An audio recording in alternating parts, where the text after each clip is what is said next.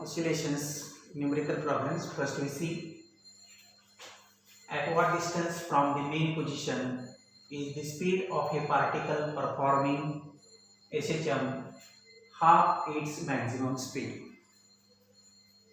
and path length is given 10 cm. तर पहिल्यांदा हा प्रॉब्लेम समजून घेऊ. At what distance from the mean position is the speed of a particle performing SHM half its maximum speed?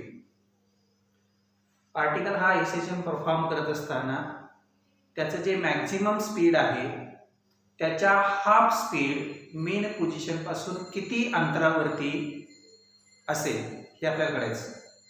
याच्यासाठी आपल्याला दोन फॉर्म्युल्याची गरज आहे. एक फॉर्म्युला म्हणजे Vmax, maximum speed, is equal to A omega. When the particle is at mean position, its speed is maximum, A omega. And general formula for the velocity of a particle, V is equal to omega into A square minus x square. या दोन फॉर्म्युल्याचा आपल्याला त्या ठिकाणी वापर करायचा आहे. Path length तुम्हाला दिलेली आहे. Path length that is 2 times amplitude is equal to 10 cm and therefore amplitude A is equal to 5 cm. एवढी इन्फॉर्मेशन असेल तर आपल्याला त्या ठिकाणी हा प्रॉब्लेम आपल्याला सोडवता येईल. त्याच्यामध्ये at what distance from the mean position is the speed of a particle performing SHM is half its maximum speed. Maximum speed चा half, that is Vmax divided by 2 is equal to V, that means A omega divided by 2 is equal to omega into square root of A square minus x square. Now this omega gets cancelled. Squaring on both sides we get A square divided by 4 is equal to A square minus x square. We have to find the distance at which the speed is half the maximum speed. So we can take this x square on left hand side and A square by 4 on right hand side. So we can write this x square is equal to A square minus A square divided by 4. And A square minus A square by 4 is equal to 3A square divided by 4. So x square is equal to 3A square divided by 4. Now I can put the value. So x square is equal to 3 into A square. A is 5. So 5 square divided by 4. So x square is equal to 3 into 5 square 25. 25 divided by 4. So it is 75 divided by 4. And 75 divided by 4, here 1, इथे बघा 8, 7, 5. And therefore x is equal to root of 18.75 and the answer will be nearly equal to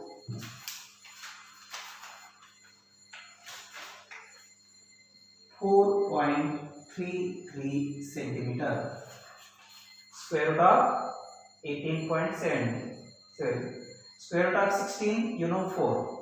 And 18.75 is greater than 16. Therefore, answer should be greater than 4. So it is 4.33 centimeter. In SI units, the differential equation of SHM is d2x by dt square is equal to minus 36x. Find its frequency and period. Linear simple harmonic मोशनचं differential equation दिलेलं आहे आणि याच्यावरून त्या ठिकाणी आपल्याला ते जे डिफरन्शियल लिनियर सिस्टम आहे त्याची आपल्याला फ्रिक्वेन्सी आणि पिरियड काढायचे. Okay, now we can write this equation as d2x by dt square plus 36x is equal to 0. This is 1. And we have the differential equation of linear SHM, that is standard form, d2x by dt square plus omega square x is equal to 0.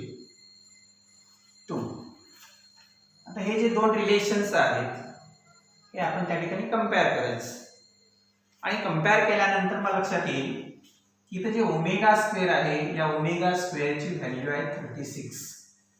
So from this omega square is equal to 36 and therefore omega is equal to 6 radian per second. Angular frequency जी आहे ही 6 radian per second आहे आणि एकदा जर त्या ठिकाणी omega आपल्याला मिळालं तर आपल्याला पिरियड काढता येईल, त्याचप्रमाणे फ्रिक्वेन्सी काढता येईल.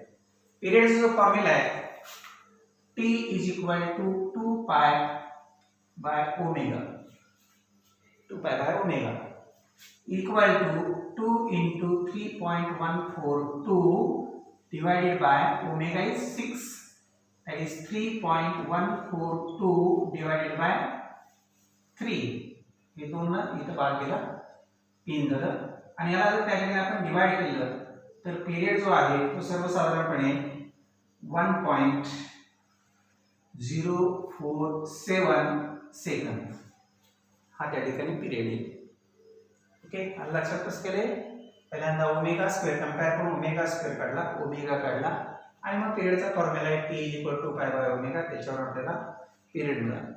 And now frequency is simple, frequency is reciprocal off period. So as frequency n is equal to 1 by t, n is equal to 1 upon 1.047. So this is just greater than 1.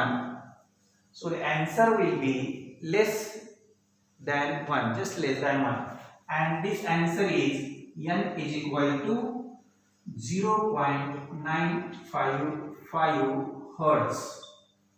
Unit of frequency is hertz. You can write as hertz or oscillations per second. आता हे जे आपण calculation इथे केलेलं आहे 3.142 divided by 3, that is 1.047 किंवा हे फ्रिक्वेन्सीचं रेसिप्रोकलचं calculation केलेलं आहे, हे तुम्ही त्या ठिकाणी लॉग टेबल आपल्याकडे आहे त्या लॉग टेबलचा वापर करून तुम्ही पण ट्राय करा की तेच आन्सर त्या ठिकाणी येते की नाही आहे.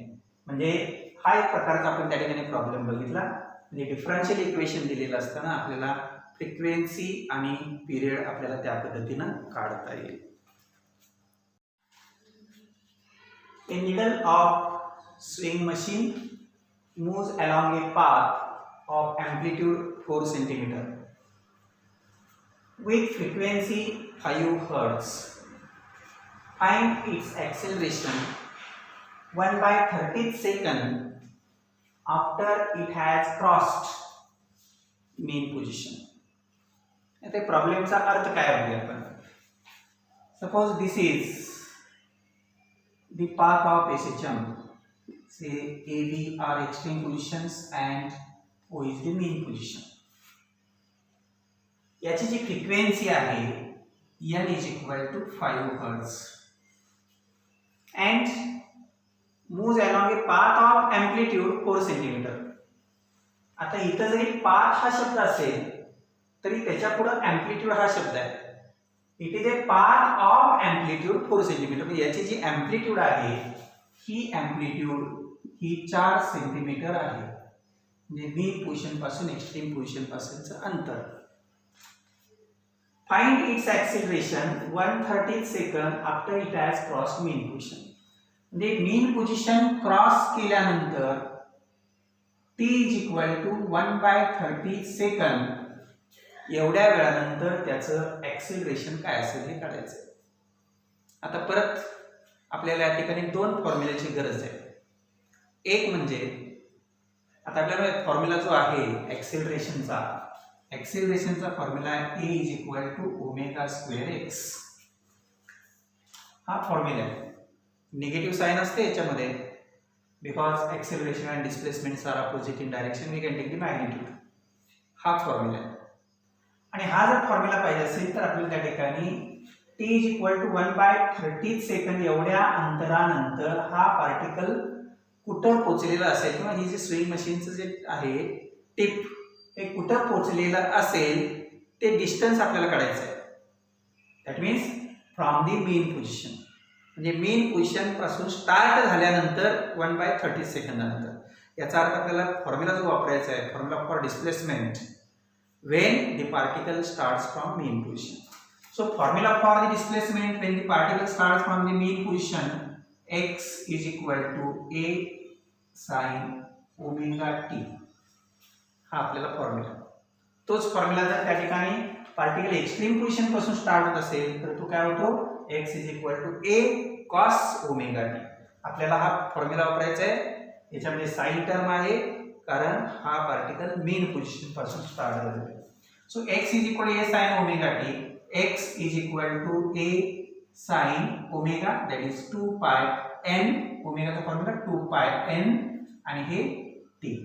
याच्यामध्ये जर किमती घातल्या आपण a किती आहे 4 centimetre sin 2 into pi 3.142 n frequency 5 hertz आणि टाइम 1/30.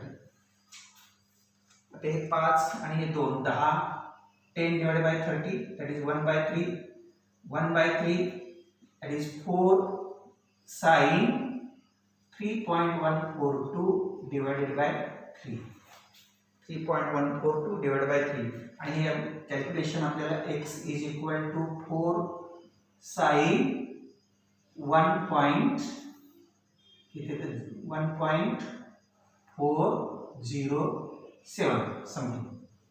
हे 1.407 चं त्या ठिकाणी साइन नॅचरल साइन मध्ये बघा त्याची काहीतरी व्हॅल्यू त्या ठिकाणी आपल्याला मिळेल किंवा आपल्याला साइन इथे बघा व्हॅल्यू त्याच्यामध्ये सर्वसाधारणपणे साइन π/3 आता हे पाय हे इथं पाय होतं. सिंपल कॅल्क्युलेशन होऊ शकेल पाय sin π/3 आणि sin π/3 किती होतं √3/2 म्हणजे 4 sin π/3 √3 divided by 2 is equal to 2 times हे 2 इथे 4 म्हणजे 2 राहणार √3 1.732 is equal to 2 ने जर याला मल्टिप्लाय केलं तर 4 6 14 1 3.464 सेंटीमीटर. हे आपल्याला अंतर मिळालं किती अंतरावरती तो पार्टिकल आहे. आता या फॉर्म्युल्यावरून त्या ठिकाणी acceleration. So acceleration a is equal to omega square x. Omega square म्हणजे 4 pi square n square x 4 into pi square ची किंमत 9.87 3.14 चा स्क्वेअर n स्क्वेअर म्हणजे 5 आहे फ्रिक्वेन्सी त्याचा वर्ग 25 into x 3.464. हे तुम्ही त्या ठिकाणी लॉग टेबल करू शकता किंवा हे असं परत आले 9.87 into 3.464 into 10⁻². असं पण होऊ शकेल कारण हे 25 गुणिले 4 ते 100 ते 10⁻² त्या ठिकाणी होऊ शकेल. आणि मग त्या ठिकाणी तुम्हाला जे आन्सर मिळेल ते आन्सर असणार आहे 34.18 into 10⁻². 2 centimeter per second square. That is acceleration. हे acceleration जर तुम्हाला मीटर्स मध्ये कन्वर्ट करायचं असेल तर तेच आन्सर होईल 34.18 metre per second square. Okay, अशा पद्धतीनं या प्रकारचा आपल्याला जो काही प्रॉब्लेम आहे ते सोडवता येईल. Potential energy of a particle performing linear SHM is 0.1 pi square x square joule. If mass of the particle is 20 gram, find the frequency of SHM. जो पार्टिकल त्या ठिकाणी linear simple harmonic motion perform करतोय त्याची जी potential energy आहे ती potential energy 0.1 pi square x square joule ही SI unit मध्ये दिले. जर त्या पार्टिकलचं मास 20 ग्रॅम असेल, हे मात्र सीजीएस मध्ये दिले, 20 ग्रॅम असेल तर त्याची फ्रिक्वेन्सी काय असेल हे आपल्याला कळायचं. याच्यासाठी फक्त एकच आपल्याला पोटेन्शियल एनर्जीचा फॉर्म्युला माहित असला पाहिजे. पहिल्यांदा जे काय मास दिलेला आहे, मास m is equal to 20 gram, which is equal to 20 into 10 raised to minus 3 kilogram. हे SI मध्ये कन्वर्ट केलं. त्यानंतर potential energy is equal to 0.1 pi square x square joule. आपला पोटेन्शियल एनर्जीचा फॉर्म्युला जो आहे, potential energy is equal to half m omega square x square. हा आपला पोटेन्शियल एनर्जीचा फॉर्म्युला आहे, half M omega square x square. पण potential energy आपल्याला दिलेली आहे, म्हणजे आपल्याला असं म्हणता येईल half M omega square x square is equal to 0.1 pi square x square. हे दिलेले पोटेन्शियल एनर्जी हा आपला फॉर्म्युला आहे. आता omega square half M omega square म्हणजे 4 पाय स्क्वेअर एम स्क्वेअर, म्हणजे हे ओमेगा स्क्वेअर झालं. Omega is equal to 2 pi m त्याचा वर्ग 4 pi square m square into x square is equal to 0.1 pi square x square. आता काय काय cancel होते बघा याच्यामध्ये. हे पाय स्क्वेअर एक कॅन्सल होईल इथं, हे एक्स स्क्वेअर एक कॅन्सल होईल हे इथं. ओके, म्हणजे इकडे राहणार फक्त 0.1 आपल्याला n square. So n square is equal to 0.1, हे 2 तिकडे मल्टिप्लाय होईल इंटू 2. आता डिवाइड काय होते बघा याच्यामध्ये, एम इकडे येणार इंटू 4 हे होणार, म्हणजे आपल्याला एन स्क्वेअर मिळालं. Okay, so n square is equal to 0.1. आता इथं सुद्धा आपल्याला हे करता येईल, इथं डिवाइड बाय 2 करता येईल. 0.1 अपॉन एम, एम काय दिलंय 20 into 10 raise to minus 3 into 2. Okay, आता हे विचार केला आपण की 10 रेज टू मायनस 3 चा वरती गेला तर 10 रेज टू 3 होणार. 0.1 into 10 raised to 3 that is 100. 100 divided by 20 into 2 म्हणजे किती ना 10 by 4. 10 by 4 that is 2.5. Okay, so this is n square and n is equal to square root of 2.5 and square root of 2.5 is nearly equal to 1.581 hertz. So this is the frequency of simple harmonic motion. म्हणजे आपल्याला जर त्या ठिकाणी potential energy दिली तर त्यावर frequency कशी काढता येईल हे या पद्धतीने आपल्याला काढता येईल. फक्त आपल्याला पोटेन्शियल एनर्जीचा फॉर्म्युला आपल्याला माहित पाहिजे. दुसरी गोष्ट ओमेगा जो आहे तो 2 पाय एन आणि ओमेगा स्क्वेअर म्हणजे 4 पाय स्क्वेअर एन स्क्वेअर. अशा पद्धतीने हा प्रॉब्लेम आपल्याला सोडवता येईल. The total energy of a body of mass 2 kg performing SHM is 40 Joule. Find its speed while crossing the center of the path. Total energy of the body of mass 2 kilogram. So mass of the body is 2 kilogram and its total energy is equal to 40 Joule. Then what is the speed v while crossing the center of the path? जो path आहे AB हे main position, ही centre आहे, या centre cross करताना त्याचं speed काय असेल? And we know that when the particle performs the linear simple harmonic motion, its speed is maximum at the center. आणि मॅक्झिमम स्पीड तो जो फॉर्म्युला आहे v max is equal to a omega, हा maximum स्पीडचा formula. याचा वापर आपल्याला त्या ठिकाणी करता येईल. म्हणजे आपल्याला एक माहित पाहिजे की पार्टिकल ज्या वेळेला मेन पोझिशन क्रॉस करतो तेव्हा त्याची व्हेलॉसिटी मॅक्झिमम असते, दॅट इज ए ओमेगा. आणि दुसरा फॉर्म्युला आपल्याला माहित पाहिजे की तो म्हणजे टोटल एनर्जीचा formula. Total energy is equal to half M omega square A square, हा formula is equal to half M A omega bracket square, आणि ए ओमेगा म्हणजेच V max is equal to half M V max square. आणि मग याच्यावरून आपल्याला त्या ठिकाणी ही total energy झाली ही. सो व्ही मॅक्स स्क्वेअर, देखिए v max square is equal to 2e divided by m is equal to 2 into e, that is 40, total energy of the particle, divided by mass. Mass is 2 kilogram, so it is 40 v max square,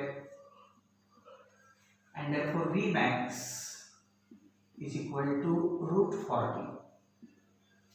आपल्याला माहिती आहे इथं जर 36 असतं तर उत्तर हे 6 आलं असतं. 40 हे 36 पेक्षा जास्त आहे, म्हणजे उत्तर हे 6 पेक्षा या ठिकाणी जास्त असणार आहे. ते म्हणजे असणार आहे 6.324 metre per second, that is maximum velocity. म्हणजे असा जर प्रॉब्लेम आला तर आपल्याला त्या ठिकाणी या पद्धतीने सोडवता येईल. इथं आपल्याला एक म्हणजे टोटल एनर्जीचा फॉर्म्युला माहित पाहिजे आणि मॅक्झिमम व्हेलॉसिटीचा फॉर्म्युला माहित पाहिजे. ओके, आता हे रूट 40 वगैरे जे आहे हे कॅल्क्युलेशन तुम्ही जरा लॉग टेबलचा वापर करून त्या ठिकाणी ट्राय करा, तेच येते का तुम्ही त्या ठिकाणी बघायचं. म्हणजे या पद्धतीचा जर फॉर्म्युला म्हणजे प्रॉब्लेम आला तर तो प्रॉब्लेम आपल्याला या पद्धतीने सोडवता येईल. A simple pendulum performs simple harmonic motion of period 4 seconds. How much time after crossing the mean position will the displacement of the bob be 1/3 of its amplitude? Problem आपण समजावून घ्या पहिल्यांदा. याच्यामध्ये पिरियड जो आहे टी हा 4 सेकंदाचा दिलेला आहे. ओके, आणि आफ्टर हाऊ मच टाइम, याचा अर्थ स्मॉल टी टाइम विचारलेला आहे. After crossing the mean position, म्हणजे जो बॉब आहे सिंपल पेंडुलमचा तो बॉब हा मीन पोझिशन पासून स्टार्ट होतोय असं आपल्याला त्या ठिकाणी समजावं लागेल. Will be with the displacement of the bob be 1/3 ऑफ इट्स एम्प्लिट्यूड. म्हणजे डिस्प्लेसमेंट किती व्हायला पाहिजे तर त्याच्या एम्प्लिट्यूडच्या 1/3. So displacement x is equal to a/3, एम्प्लिट्यूडच्या 1/3. म्हणजे एम्प्लिट्यूडच्या 1/3 डिस्प्लेसमेंट किती वेळानं होईल, म्हणजे मेन पोझिशन क्रॉस केल्यानंतर जी काय एम्प्लिट्यूड आहे त्या एम्प्लिट्यूडच्या 1/3 डिस्प्लेसमेंट किती वेळानं त्या ठिकाणी होईल. आता याच्यामध्ये परत हा सिंपल हार्मोनिक मोशन परफॉर्म होते. म्हणजे डिस्प्लेसमेंटचा फॉर्म्युला आपल्याला माहीत असला पाहिजे. डिस्प्लेसमेंटचा फॉर्म्युला आपल्याला after crossing the main position, that means assuming the bob is starting from the mean position, x is equal to a sin omega t. हा आपल्याला फॉर्म्युला वापरायचा. आता इथं ओमेगा आहे, आपल्याला पिरियड दिलेला आहे, म्हणजे omega in terms of period omega is equal to 2 pi by T. हा फॉर्म्युला आपल्याला याच्यामध्ये बसवला. सो x, आता x म्हणजे काय, a by 3. a by 3 is equal to a sine omega 2 pi bye t into t. हा आपला formula जातो. आता इकडे बघितला a कॅन्सल होणार आहे, म्हणजे इथं 1 बाय 3 राहणार. 1 by 3 is equal to a cancel झालं, sine 2 pi by T. 2 pi by T, t is 4 second into t. So 1 by 3 is equal to sin pi by 2 into t. Okay. आता sin pi by 2 into t हे जर आपण केलं तर pi by 2 into t is equal to sin inverse of 1 by 3. That is sin inverse of 0.3333. 1 by 3 is 0.3333. आणि हे जर आपण नॅचरल साइन मध्ये आपण बघितलं लॉग टेबल मध्ये, तर याची व्हॅल्यू येते सर्वसाधारणपणे 19.5 degree. So pi by 2 into t is 19.5 degree. So t आपल्याला टाइम काढायचा आहे, t is equal to 19.5 degree into 2 divided by pi. So it is 19.5 degree into 2 divided by pi. Pi means 180 degree. Okay. So it is 19.5 degree upon 2 divided by 180, that is 90 degree. हे सर्वसाधारण जी value आहे t is equal to 0.216 second एवढी त्या ठिकाणी उत्तर येईल. हे तुम्ही त्या ठिकाणी करून बघायला हरकत नाही. साइन इनवर्स ऑफ 0.33 किती ते 9 येते. आणि हे सर्वसाधारण 19.5 डिवाइडेड बाय 90 हे उत्तर लॉग टेबलला तुम्ही जर केला तर उत्तर त्या ठिकाणी येईल t is equal to 0.216 second. म्हणजे हा एक एका प्रकारचा प्रॉब्लेम आहे. लक्षात आलं कसा आपण सोडवला. याच्यासाठी आपल्याला फॉर्म्युला माहित पाहिजे. Bob starts from the mean position, x is equal to a sin omega t आणि omega is equal to 2 pi by t. आपल्याला काय दिलेलं आहे, आपल्याला काय काढायचं आहे, काय विचारलेलं आहे, या सगळ्या गोष्टीचा विचार करून त्या ठिकाणी आपल्याला जर फॉर्म्युला आपण मॉडिफाय करत गेलो, सबस्टिट्यूशन केलं आणि आन्सर काढली तर त्या ठिकाणी आपल्याला व्यवस्थित आन्सर मिळेल. ओके. हे एक 6 प्रकारचे आपण त्या ठिकाणी प्रॉब्लेम्स पाहिले. अजून काही प्रॉब्लेम्स आहेत आपण नंतर आपण त्या ठिकाणी पाहणार आहोत. तत्पूर्वी तुम्ही जे टेक्स्टबुक आपलं आहे त्या टेक्स्टबुकमध्ये जे काही सगळे फॉर्म्युले आहेत, म्हणजे अगदी स्टार्ट टू एंड हे सगळे फॉर्म्युले जे आहेत ते सगळे फॉर्म्युले, उदाहरणार्थ त्या ठिकाणी डिस्प्लेसमेंटचा जनरल फॉर्म्युला, त्याच्यानंतर वेलॉसिटीचा फॉर्म्युला, ॲक्सेलरेशनचा फॉर्म्युला, पेंडुलमचा पिरियडचा फॉर्म्युला, मॅग्नेटच्या व्हायब्रेटिंगचा पिरियडचा फॉर्म्युला, हे जे सगळे फॉर्म्युले आहेत ते फॉर्म्युले सगळे एकत्र करा.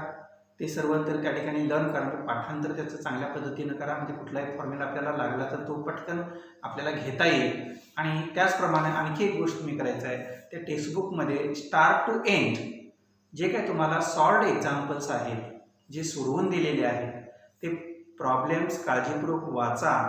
कुठले फॉर्म्युले त्याच्यामध्ये वापरले ते बघा आणि कशा पद्धतीने ते सोडवलेलं आहे ते बघा. त्याच पद्धतीने या पद्धतीने जर तुम्ही गेला तर नक्कीच तुम्हाला त्या ठिकाणी कुठलाही प्रॉब्लेम विचारला ह्या चॅप्टरवरचा तर नक्कीच तुम्हाला त्याचं उत्तर आपल्याला काढता येईल, प्रॉब्लेम आपल्याला सोडवता येईल.